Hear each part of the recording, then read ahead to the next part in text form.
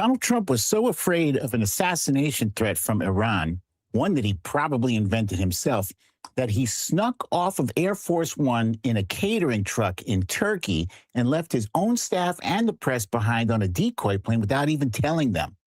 This is the guy who wants you to believe he's the toughest man in the world.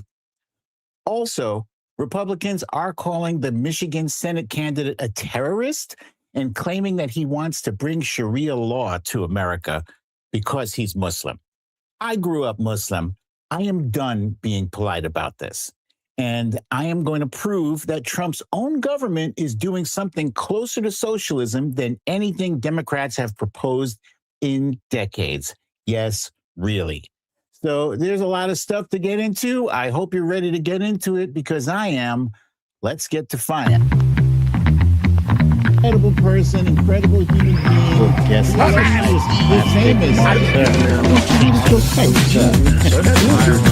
Yes.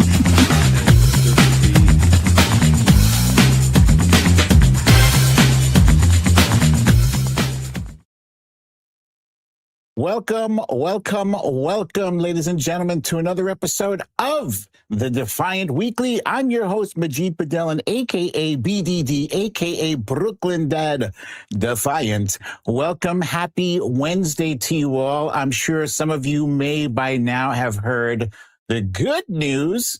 The good news is that Caroline Leavitt is Carol leaving the White House. That's the big news for me, at least, because that like at some point the way she lies, it almost comes across as like violence, right? Because when she says it, like it comes at you hard. Like I think Trump called her once like machine gun lips or something. Like, yeah, that's kind of it.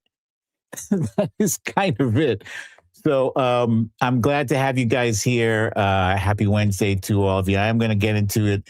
Just want to say hi to Sharon Landry, Valerie G, Meredith Powell, Bernadette H is here. Lucy.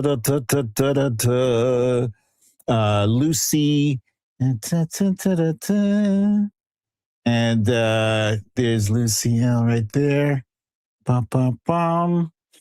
Okay, so, and Joanne Kennedy, of course. Welcome, you guys. Welcome, Samantha Hawkins.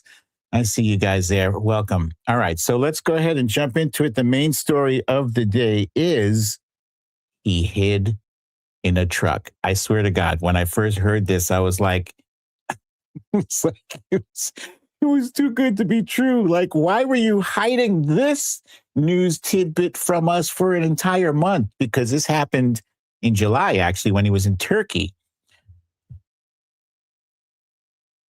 It's truly fascinating. So he thought that, first of all, let's put this up in Front Street, right? If you are hiding, in a catering truck with the peanuts and the pretzels and the donuts and all the mustard and the relish, all that stuff, you are losing. There's no way to spin that. There's no way to put that in a positive light. It's not like, oh, he was being patriotic. Nah, that was brave. Nope, wasn't brave. No, but the bigger story is, that you lost this war.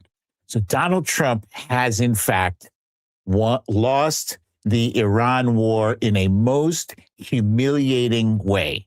I think the only way he salvages this excursion, because he calls it an excursion, like he was going to IKEA for Sunday or something. The only way he salvages this if he is able to pull out a deal, and here's the worst part for him. He has to pull out a deal that's close to what Obama was able to achieve without losing any soldiers, without losing the Strait of Hormuz. And by the way, that Strait of Hormuz, it's gone. It's gone. I don't know how to put it any other way. There's no way Iran lets go of the Strait of Hormuz. That's like looking in your it's like looking in your closet and you find, the cloak of invulnerability and infinite riches. Like, why would you ever give that up, right? Like, they don't even need nukes at this point. They don't even need nukes because the Strait of Hormuz is their ultimate nuke. It brought the United States to its knees. And I'm not applauding this, but at the same time, like, dude, you went to war without consulting us. You, braggadocio, you said that this was going to be over in a matter of weeks. It's now months. It's 6 months. And you have no clue what you're doing. All right, before I get carried away, because we are going to talk about that a little bit more in depth. But where is this thing here? Here we go. Geez, what is that? Yeah, so hang on a second. Yeah, he hit in a truck. So we're gonna talk about the humiliation of him hiding in a truck, and of him losing a war to a weaker, a starved country with no leadership. They were all obliterated. Their military was obliterated, and he still lost. We're going to talk about the Islamophobia running rampant through the Republican caucus. And actually, it's not even just the Republican caucus. I have become aware of some jackass named La Rosa. Let me know in the comments if you've heard of this guy or seen this guy La Rosa yet. Apparently, he used to work for Joe Biden. I'm sorry to say, I hope Joe fired him when he realized what an Islamophobe he is. But anyway, he's a so-called Democrat in the same way that John Fetterman is a Democrat. So we'll get into that. And what is the hysteria about socialism? Why are we talking about socialism and communism as though we are in the 1950s? We're going to get into that too, because, Donald Trump is making some moves as if he himself is a socialist / communist. We're going to get into that. We're going to discuss what the hell socialism and communism is. So stay put, don't go anywhere. And if it's your first time here, make sure you hit the subscribe button. It's in the lower right-hand corner of your screen. Also, hit the like button. You wouldn't believe how much this affects the algorithm of the YouTube. And those of you who are viewing this on the Facebook and on the Twitter, because those are the other two places that I stream this. But if you're hitting like on Twitter, it's not helping me. Jump onto YouTube real quick. You can come back to Twitter, but just jump onto YouTube real quick. Hit that like button, please. And thank you. And let's continue. So how he lost is I have a 5-point breakdown of his strategic collapse. Can we all agree that the most titanically bad mistake that Donald Trump made in his life, I think Donald Trump has made 5 major mistakes. And one of those mistakes is hiring Pete Hegseth as his Secretary of Defense. Now, take into consideration when I talk about his all-time 5 greatest mistakes, one of them was, going bankrupt, like his casinos. Casinos, plural, going bankrupt. Like how, if you are, if you're the house, how is the house losing money? That makes no sense, but he went bankrupt. So that's, take that into consideration. Take into consideration that this guy has made so many mistakes, including, COVID, making the suggestion that people could use disinfectant to eradicate COVID. That was a bad mistake. The whole thing that got him impeached the first time. um, the so-called perfect call, trying to dig up dirt on Joe Biden through Ukraine and withholding weapons that were already approved for Ukraine. So that's another one of his top 5 mistakes. And the other one, obviously, is January 6th. And then Pete Hegseth is right there around number 5. Pete Hegseth is a clown, right? If you were going into battle, right, and maybe warfare isn't your forte, don't you think you should hire somebody who knows more than Pete Hegseth, Pete Kegsbreath? Shouldn't you? Aren't you looking for the best and the brightest? Huh? How are you, starting a war, right? If you're starting a war against Thanos, right? But all you have with you is Hawkeye and Ant-Man and Banana Pudding Guy. What are you doing? What are you doing? Where's Thor? Where's the Hulk? You need the big guns. He went and hired himself Ant-Man and not even Ant-Man, because Ant-Man is kind of cool as a superhero. I hate to digress in the Marvel Comics stuff, but I'm making an analogy. Pete Hegseth is corny as hell. Can't even looking for a weak ass superhero. Yeah, tell me in the comments if you can think of a superhero you would compare Pete Hegseth to. He's got to be pathetic. And I was about to say Robin, but actually Robin in the DC comics, Robin is a badass. Robin will cut your throat. Robin is no joke.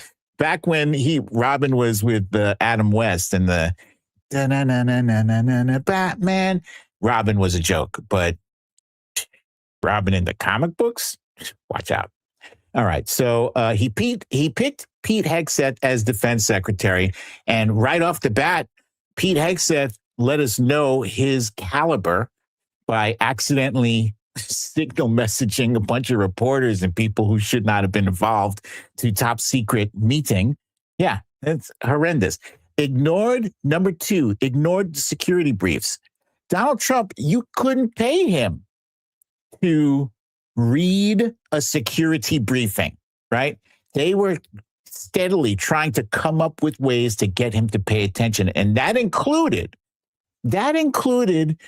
turning his briefings into an iPad presentation like he's a little baby, like he's 2 years old. And here comes the airplane. Come on, you got to eat your food. Here's the airplane.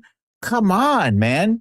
He's not paying attention. So obviously he missed the part of the briefings that said, if you attack Iran, they're going to close the strait. Anybody could have told you that. Anybody except me. I wasn't even aware. I was not, honestly, before he attacked Iran, I wasn't aware of the Strait of Hormuz. Why should I have been? I wasn't focused on that because our previous presidents weren't dumb enough to go half-cocked into a war against Iran, especially a war against them and not knowing what they were up against.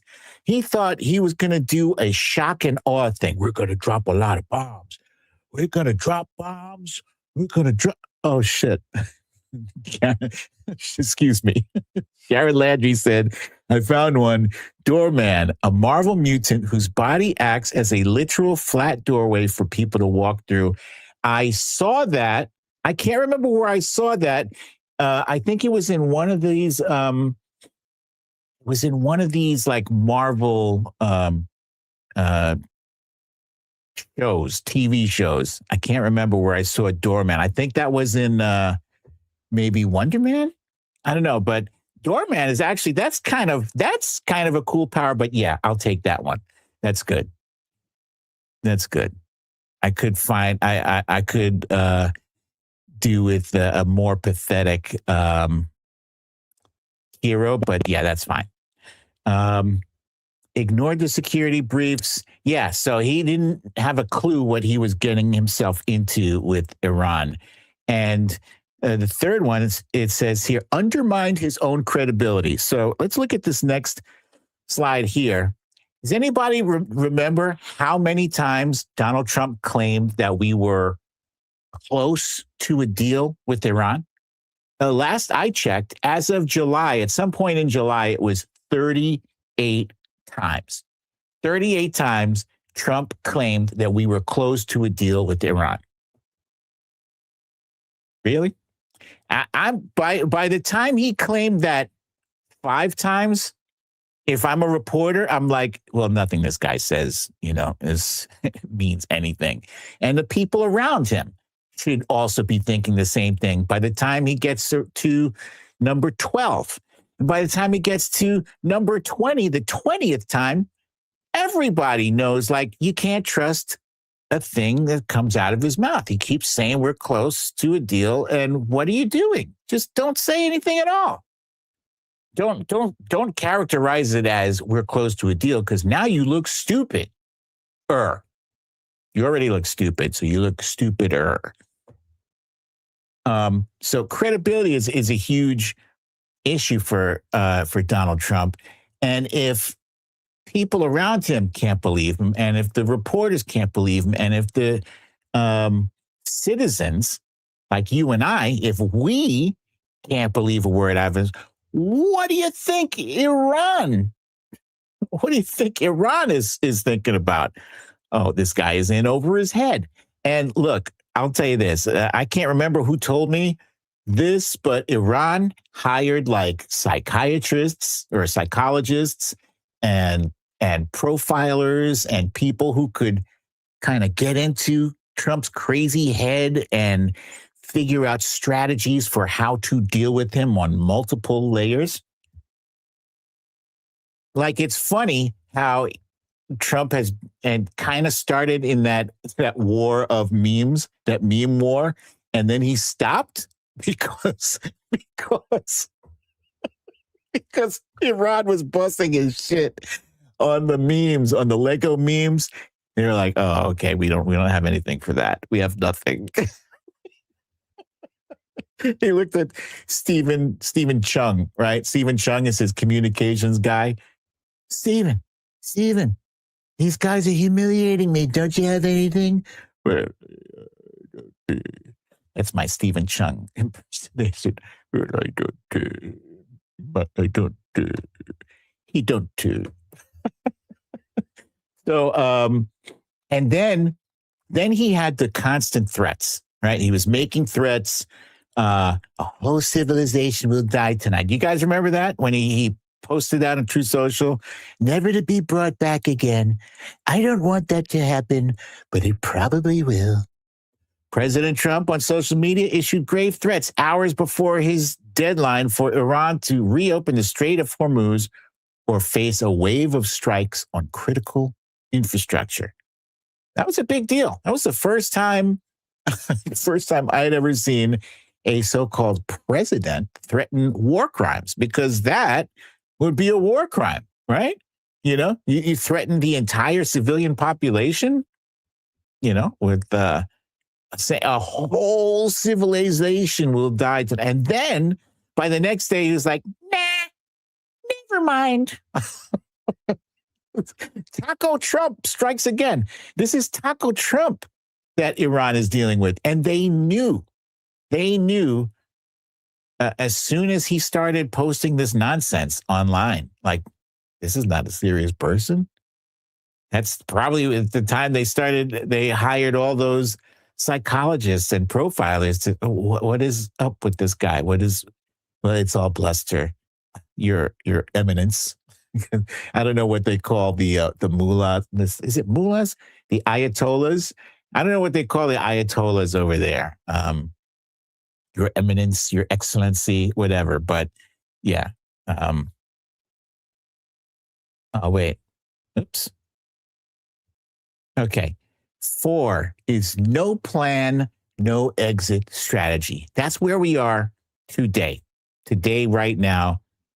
Donald Trump, if you could offer him a way out of this war, where he would not have to spend one more single day answering questions about when the strait is going to be open and what about gas prices and what are you going to do about the nuclear material that they still have that you said was a priority, but then you let them still keep it.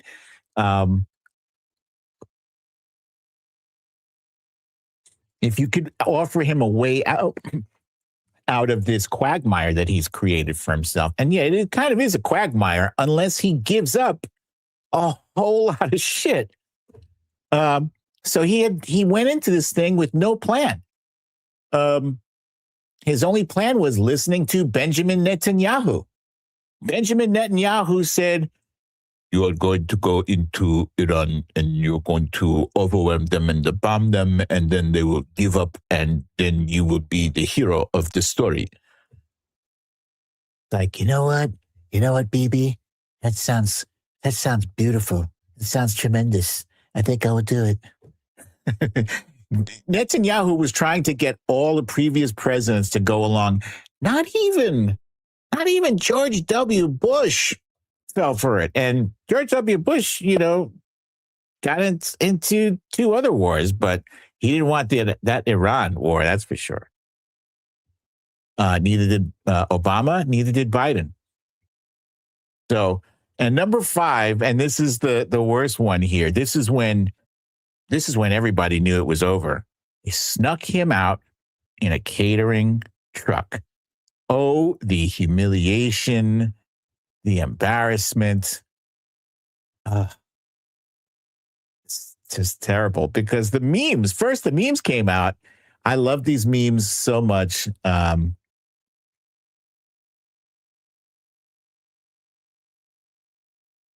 Here's an interesting one here. You notice how he never mentions Afghanistan withdrawal, another one of his disaster plans. Biden ended the war. So that's an interesting point, Ali and Gray.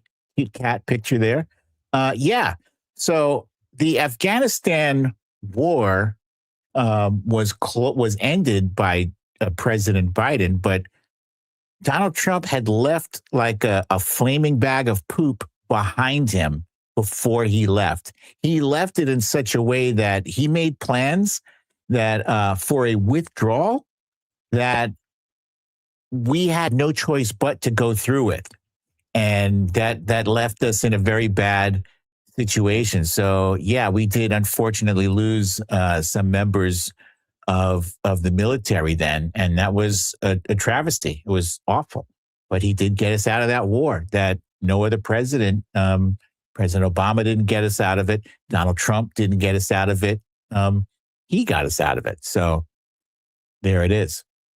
And another point that I want to make about you when you're saying here, Biden ended the war. Biden did so many things that Donald Trump was unable to do.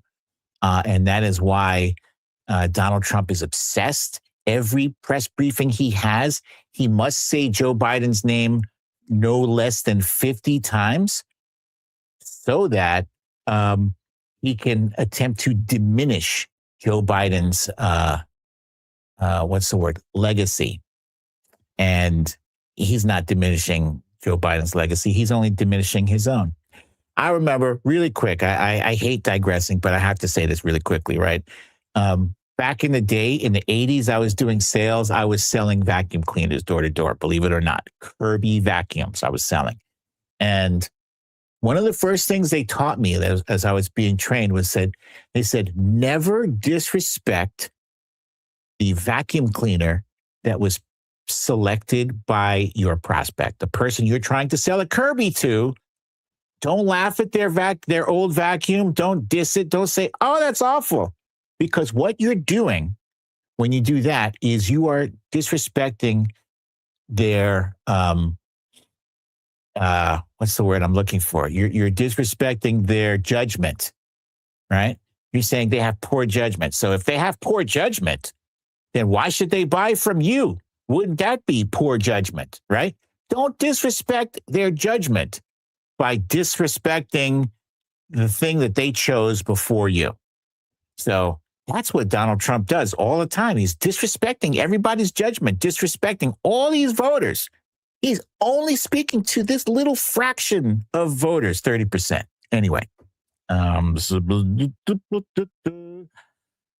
So yeah, Donald Trump has lost the war, and this thing here is so bad. It's not just the memes, right? It's the fact that he left staffers and press on the plane. And I know he hates the press, but look, man, you are the president of the United States. It's your job to keep us all safe, and that includes staffers and press. You believe that there was some credible threat to your life, and you allowed those people to remain on the plane as sitting ducks, as decoys, right? So if something were to happen to that plane, nobody even knew. It would have been in a plane 1 minute and falling from the sky the next. Awful. But it is also hilarious, just like it's hilarious that he ended up in a catering truck, because at the same, it's almost like when they said the word catering truck, every single Democrat was like, their brains were on fire. Like, oh, the memes. These are great. These are so great. How do you allow yourself to be pushed into a catering truck, with the peanuts and the pretzels and the bullshit? Personally, I think two different things, right? I think one, I think it is possible that not Iran. I don't think Iran has any plans to try to assassinate Trump. I don't. Why? Because that would go against their best wishes, right? Their interests. It doesn't help Iran if they assassinate Trump. That hurts Iran more than it hurts the United States. If they were to do something to assassinate Trump, then what happens? Then hellfire rains down on Iran. Everything, civilian infrastructure, everything, boom. And Iran loses. They lose because they broke the international law. It's international law. You're not supposed to assassinate leaders. People do it, but you're not supposed to. They lose in the court of public opinion. And the public opinion would be like, well, you brought that shit on yourself. But while they're playing this, cat and mouse, Tom and Jerry thing with Trump, they kind of have the court of public opinion because they are the smaller one, and Trump, the United States, is the bigger aggressor. So, and right now they still have the Strait of Hormuz. They have leverage. They have all the leverage that they would ever need. They don't need to drop another bomb, another missile, another, what do you call those things? Drones. They don't need to do any of that. They got the strait. So it does not behoove them to make a threat against Trump's life, other than maybe there was a threat just for shits and giggles, right? Maybe they didn't. Maybe they had no real intent. Because if you're going to take somebody out, you don't let that slip out, right? You keep that quiet, and then you do it on the down low. I think, hear me out. Think about this. Let me ask you guys this, right? Who would it benefit if the United States remained in a state of war with Iran indefinitely? Just think about it for a second. Drop it in the comments there. Drop it in the comments. I know this. I have one of the smartest audiences in all of podcastery. I know at least one person is going to come up with the correct answer. Who does it benefit to remain in an indefinite state of war with Iran? Which country would that be? Instead of ramping things Instead of, here we go. Oh, wait. It was Joanne Kennedy. It says, Bibi in Israel will benefit. Correct. That is a new sound effect I just downloaded. Thank you. And yeah, Allie and Gray also got it. Yep. Good stuff, guys. Yeah. So I think it's highly possible that not that they were and I don't think Israel wanted to take him out either. I think they just wanted to make him think that Iran was after him. I think they want to put him in a headspace where he doesn't feel safe, where he feels cornered, where he feels he has to lash out. That's what I think. I could be wrong, but I don't think I am. I think I'm right because I'm always right. And finally, Donald Trump has lost the war in the court of public opinion. Here's a poll that says the U.S. should continue the war in Iran, even if it increases costs in America. In July, and this is among MAGA Trump voters, right? Only 37% of MAGA by last month thought that we should continue the war in Iran if it increased costs in America. And that's a 13% decrease. And I'm telling you, things are getting tight. Things are getting tight out there. There's a woman I saw, she's running for office, Michelle Tafoya. I think it's Minnesota. She's running for Senate. And I saw a clip of her on Fox News saying that Americans just have to keep a stiff upper lip and skip that cup of coffee at Starbucks, as if that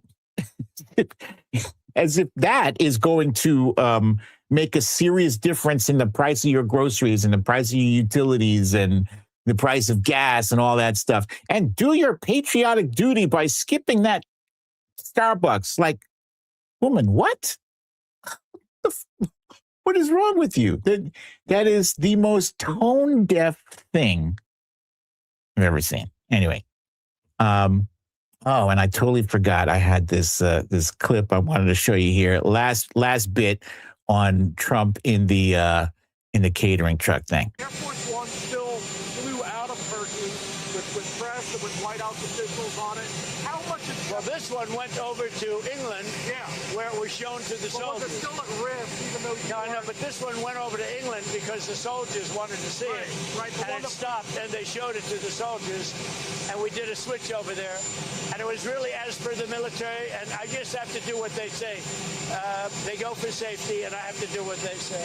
Why was it too dangerous for you to fly on Air Force One, but not too dangerous for the press? Actually, the plane that I flew on was at greater risk. Why do you say that? Because that would be the plane I think that they would be more likely to go for.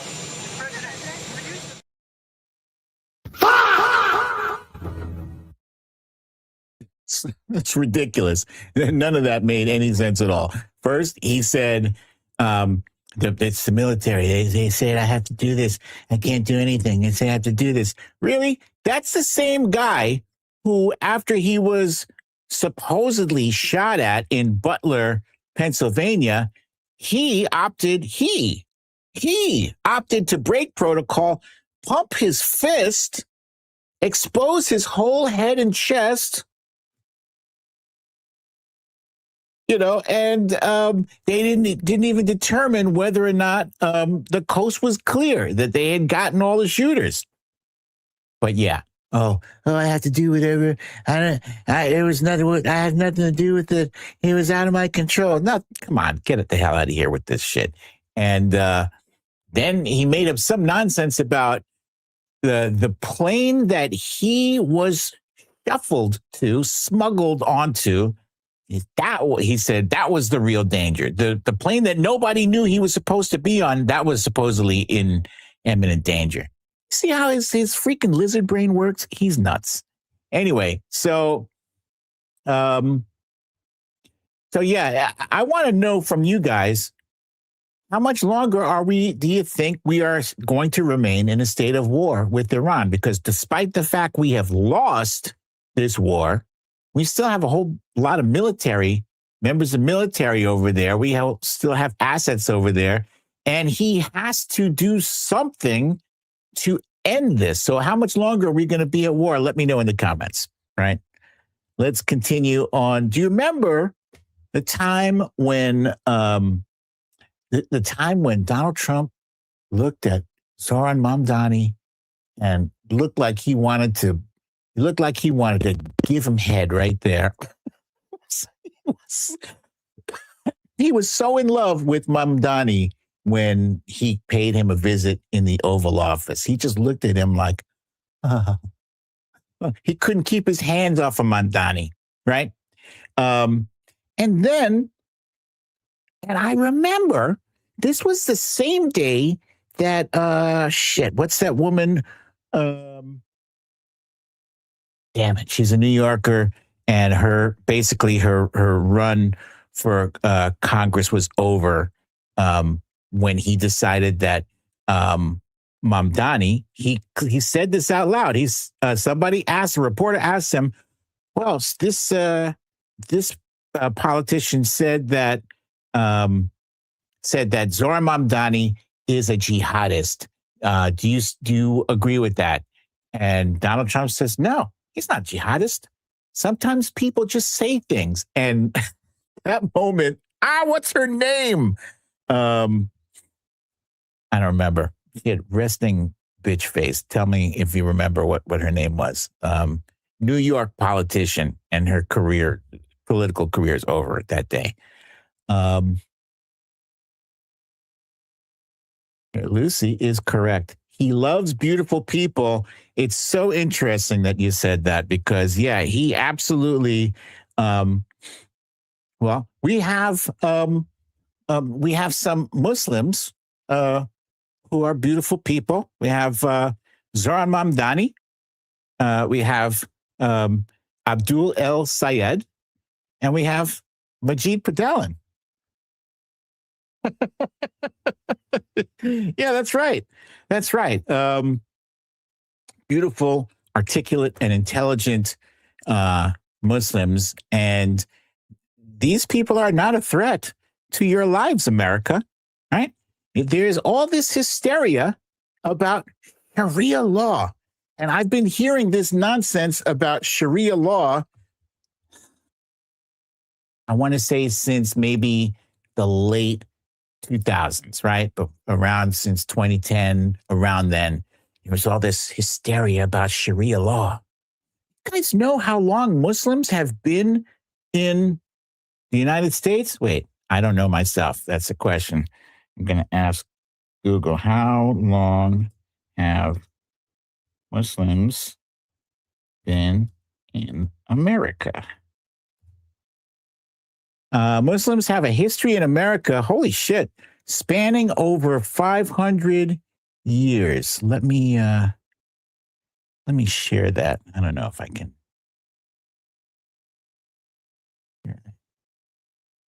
Oh, here we go.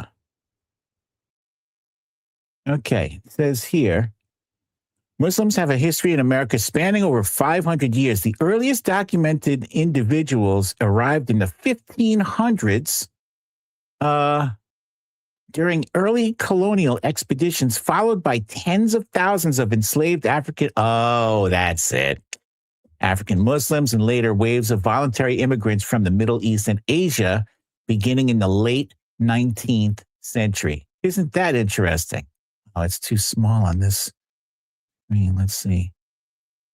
Yeah, that's still too small. But anyway, you guys get the idea. I did the work. Where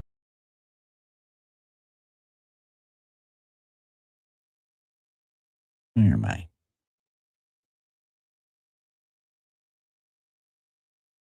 Okay, so yeah, we've been here for a long time. Sharia law has yet to be a problem What is Sharia law? Anybody know what Sharia law is? I bet you, bet you more than half of the people who are screaming about Sharia law don't even know what the hell it is. Sharia law. It's some kind of thing, I guess. What they all understand, burqa. They know about burqas. So it means that everybody must walk around wearing burqas. Come on. Nobody wants that. Nobody wants that. You want burqas, that's over there. It's not here. It's not America. What is this hysteria? It is hysteria. Absolute nonsense. We have people complaining that Abdul El Sayed said the word inshallah. Oh my goodness. Wait. Okay. Wait a minute. Wait. He said inshallah.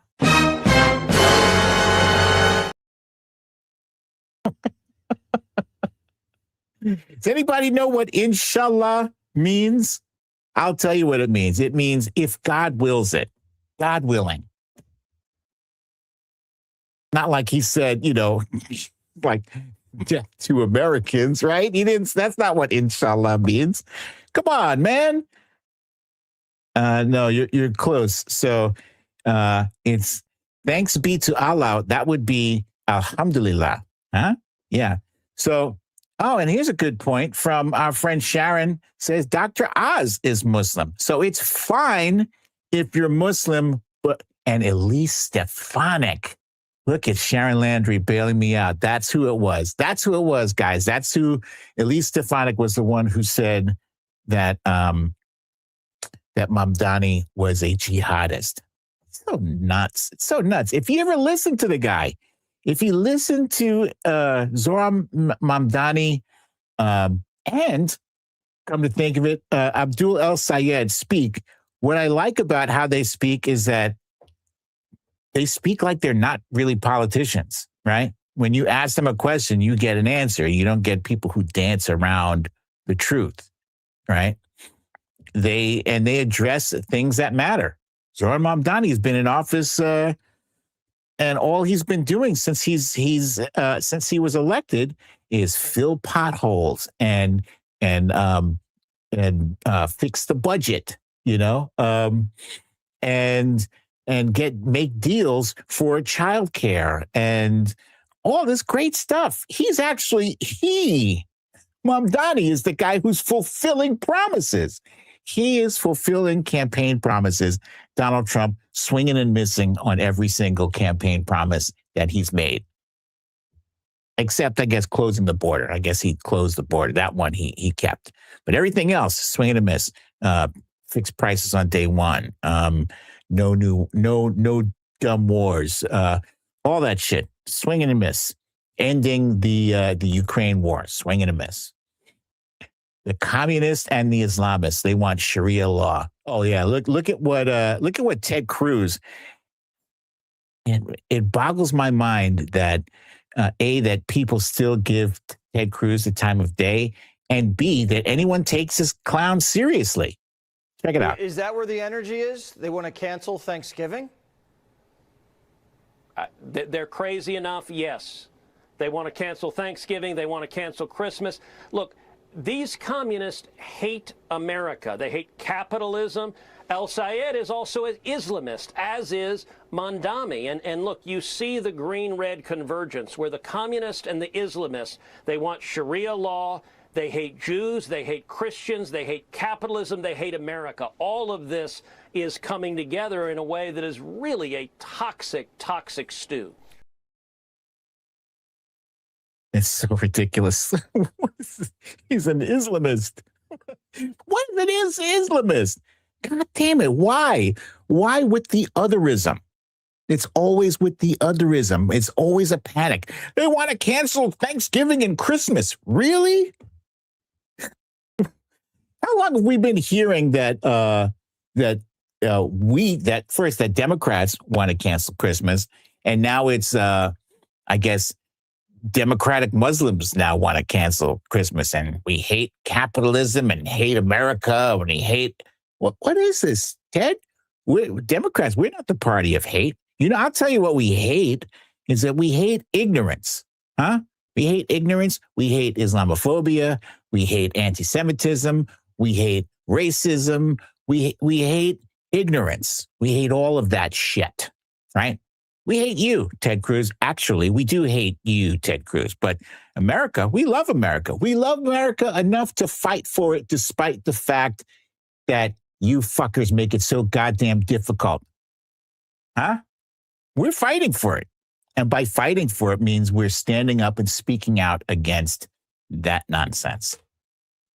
Fighting for it means we are using our civic duty to go and vote and to go and volunteer and help get other people to go out and vote. That's what we're doing. That's why McCarthyism. That's what it is, Valerie G. Thank you. I have the best audience in the history of all audiences.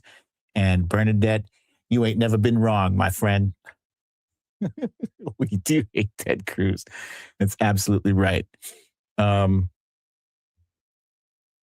Yeah, Tommy Tuberville, radical Islamist terrorist. It's Muslim. It's not Islamist. We don't call ourselves Islamist or Islamists or whatever. We call ourselves Muslims, right? But Islamist, it sounds scarier. Ridiculous. This is a brother who is a Rhodes Scholar, which means he's not just smart, but he's very smart, right? And not just a Rhodes Scholar, but like a Rhodes Scholar from Oxford University. He's got he became a doctor. He went to Columbia University. Do you know how hard it is to get into that school? This brother had to work hard for every little bit of thing he had. And he's not a fake doctor. He's a real, actual doctor. And Tina Kozlowski says, and his wife is intelligent too. I don't know enough about her, but I will take your word for it. She probably is. Sharon Landry says he has 2 doctorates. Jeez. You know, and all he's talking about doing, here's why there is such a hysteria around his campaign. Not because he's Muslim, not because he's other, because I think he's Egyptian, right? Or it has Egyptian heritage. It's because he wants to take money out of politics and put it back in your pocket. Money out of politics. That is the thing that has all these histrionics and all these,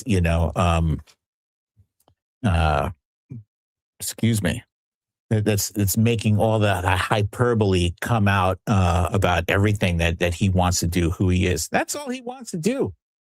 He wants to make life better for Americans, for Michiganders. I guess that's how they say it. Is it Michiganders, folks? Yeah. So I like him. And he's funny too. I don't know if you've seen his videos. I can't see other guys like a Ted Cruz or a Ron Johnson or any of these Republican stiffs pulling off some of what he pulls off. Like I saw a video today where he's singing or lip syncing to a Taylor Swift song. I couldn't pull that off, honestly. This brother has riz. Look at that. I have never been able to use that word in the right context until just right now. And I think I used it correctly. All right. So where were we here? Oh, and if we're talking about the frenzy about, let me play this clip for you real quick. The hysteria over him saying the word inshallah. This is his best buddy. This is the guy he goes and campaigns with and says, inshallah. This is a very dangerous radical man who's trying to paint it in a rosy picture and trying to express his American bona fides. No, this is an Egyptian descent Muslim man who is part of a larger scheme of the Islamification of America to seize power incrementally, little by little, by open borders and by convincing everybody that he's going to cozy up to the Jews and that he's just going to be a moderate American, all-American boy. That is not what this is. This is a wolf in sheep's clothing, but he's got a real shot, Jesse. What does inshallah even mean? I don't even know what that means. It's I think it's like a prayer to God, so God help me or something along those lines. Okay. I have a lot to learn. But that's about what it is. I have a lot to learn. What a moron. He's all up in arms over the word, doesn't even know what it means. He said, inshallah. Jesse, and give Jesse Waters accidental credit for asking him, do you know what it means? Because then he's like, God help me? If it meant God help me, what's wrong with that? Right? So first of all, when we say Allah, right, that doesn't mean like some weird God from, from somewhere else. It's the same God that everybody else worships. It's God. Allah is just a word for God. That's it. And who else knows the word for God? Donald Trump. Donald Trump knows that word. Tuesday will be Power Plant Day and Bridge Day all wrapped up in one in Iran. There will be nothing like it. Open the fucking straight, you crazy bastards, or you'll be living in hell. Just watch. Praise be to Allah. Now, of course, Donald Trump is using praise be to Allah. Ironically, I think he's trying to troll people. Look, I just used their words. I'm so clever.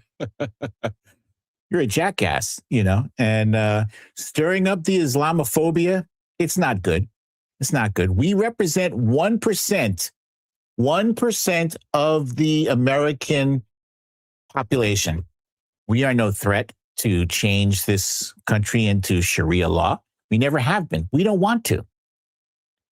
We just want to be left alone to worship. We're not going out of our way. You don't see Muslims going door to door trying to convert people. That's not even a thing. That's not part of our religion. Our religion says we're not supposed to do that. If you want Islam, if you want to be a Muslim, you got to find it yourself, Jack. You got to ask questions. You got to do your research. But there's not people going door to door selling Islam. Nobody's doing that, So, so silly, so silly, so sick and tired of the Islamophobia.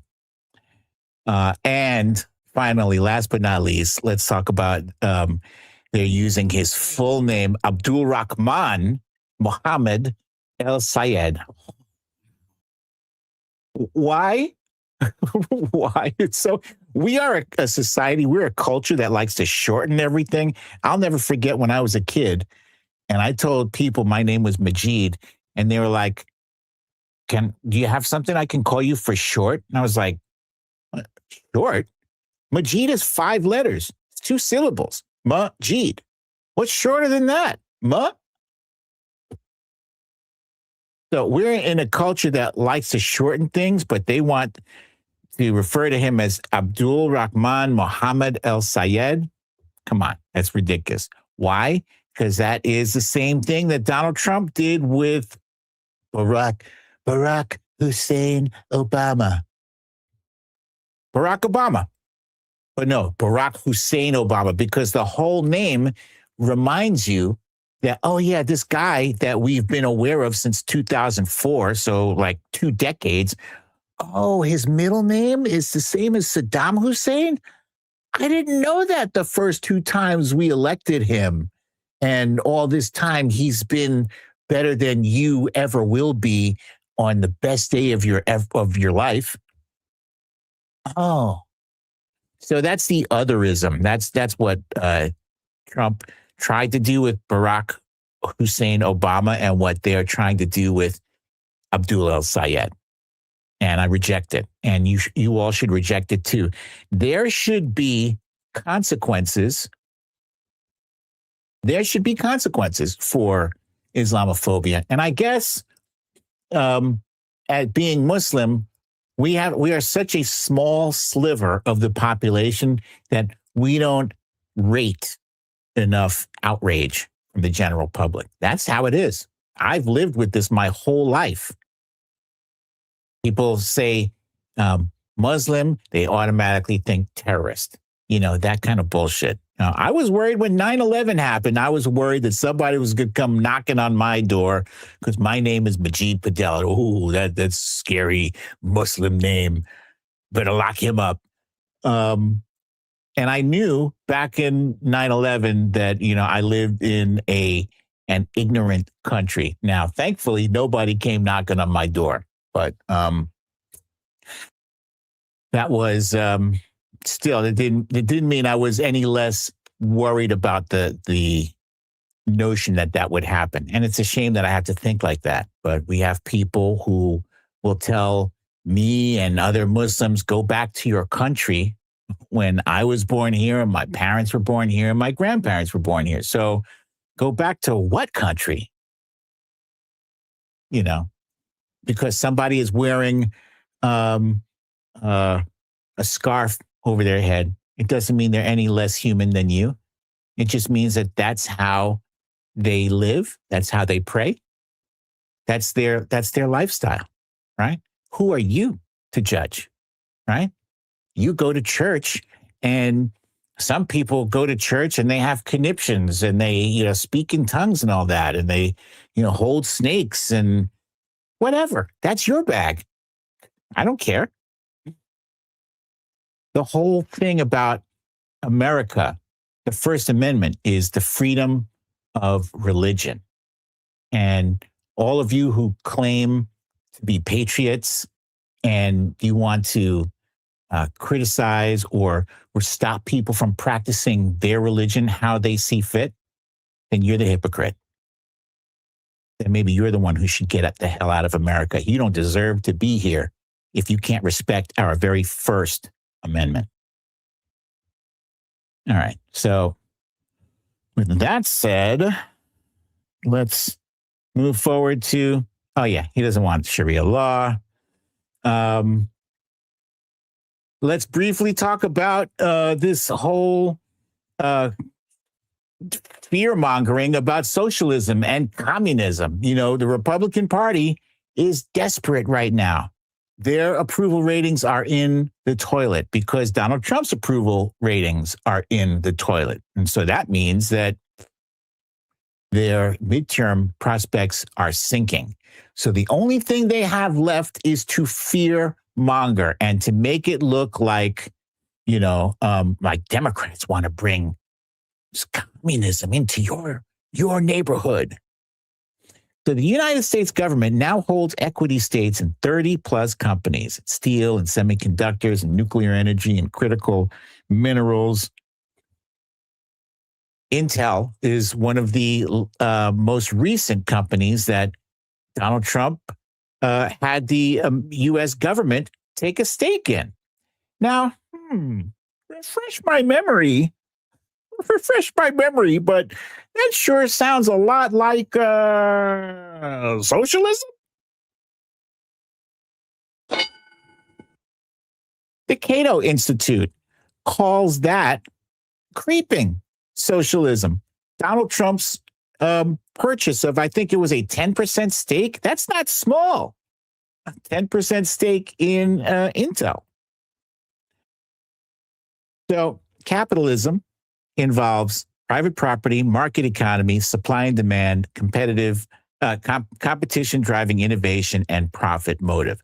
The reason I'm bringing this up, right, is because people love to have a discussion about socialism and communism, and you don't know what the fuck you're talking about. So at the very least, if we're going to talk about it, I'm going to have the information right in front so everybody can see, right? Socialism involves mixed property, so some private and some public, a regulated economy, so it's not fully free market, it's some government controls over pricing and this and that, There's a social safety net, which is what we have, which I think most people would agree is a good thing. Before we had a social safety net, for instance, old people, senior citizens, once they retired, they had to eat cat food in order to not starve. That's a true story. Look it up. Old folks had to eat cat food. You do what you can to survive, right? That's not a good thing. It's not a good thing. And wealth redistribution. I'm not opposed to that myself. I think some wealth needs to be redistributed. I think there's no reason for billionaires to have all those billions and billions and billions of dollars. Excuse me. When so many have so little. Yeah. I think some of that needs to be redistributed. Personally. Me personally. Now, do I represent a majority of America? No. In fact, I'm probably in the minority, but I think fair is fair. Public services, healthcare, education, all that good stuff we believe in. Communism means state and common ownership. Communism. Command economy. I don't know what that is. I'm assuming that it's the government basically controlling everything in the economy. A classless society means there's no more super rich, but I don't think that's true because isn't Russia communist, and isn't Vladimir Putin like one of the richest guys on the planet? Nobody even knows how much money he has. Some people say it's over $200 billion. Egalitarianism means everyone is equal. Equality. And central planning means no private enterprise. I don't like that. I like private enterprise. I like the idea that people can start their own businesses and they can be enterprising. I like that. And you know what? I think the majority of Democrats do like capitalism, certain things about capitalism. We like having money, and we like the fact that that money allows us to buy certain things that make us happy. Money can't make you happy, but it can buy you some things that bring you some measure of joy. So, yeah, Democrats are not trying to turn America into a socialist nation or a communist nation. I'm here to say that. And I don't think it needs to be said, but hopefully some people out there who are watching this and wondering, well, what's all this talk about communism? I don't know. It's your Republican leaders who are trying to change the subject, right? They have failed to legislate. They have failed to lead.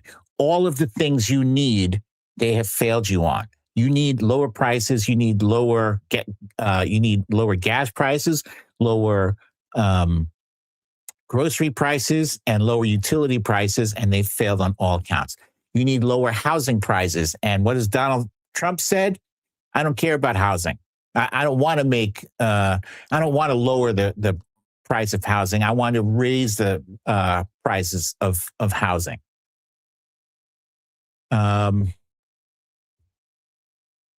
The other things, healthcare.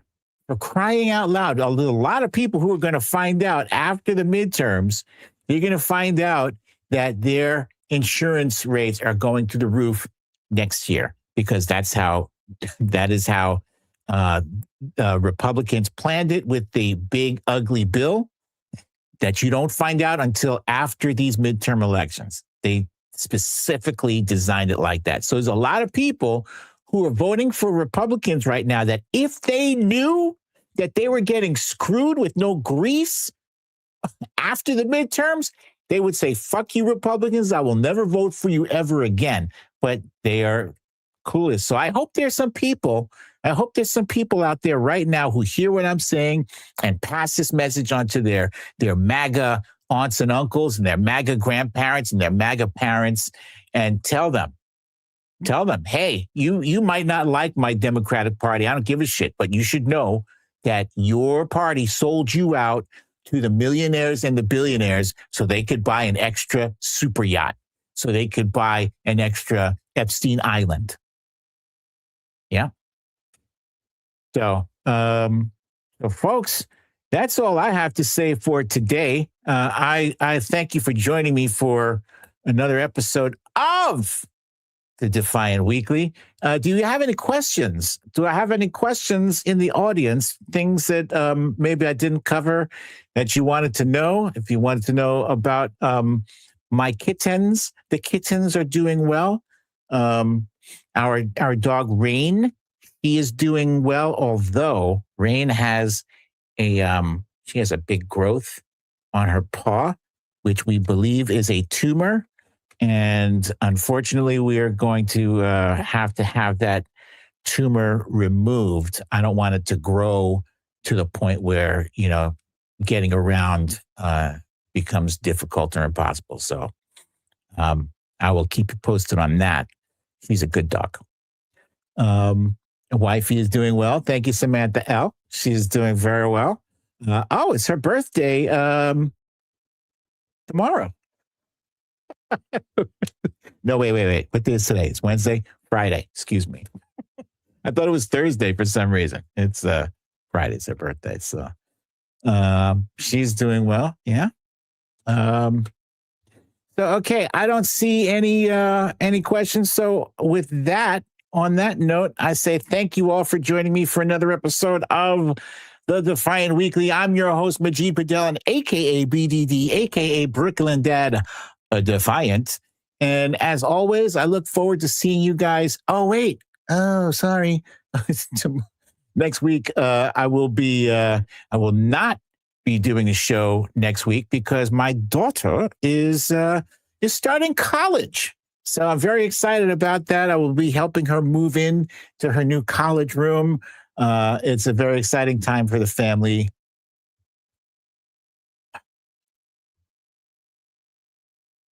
Very proud of her. Very proud. So with that said, thank you for joining me, and I will see you the week after next. I love you all. Peace. Incredible person, incredible human being. Yes, famous.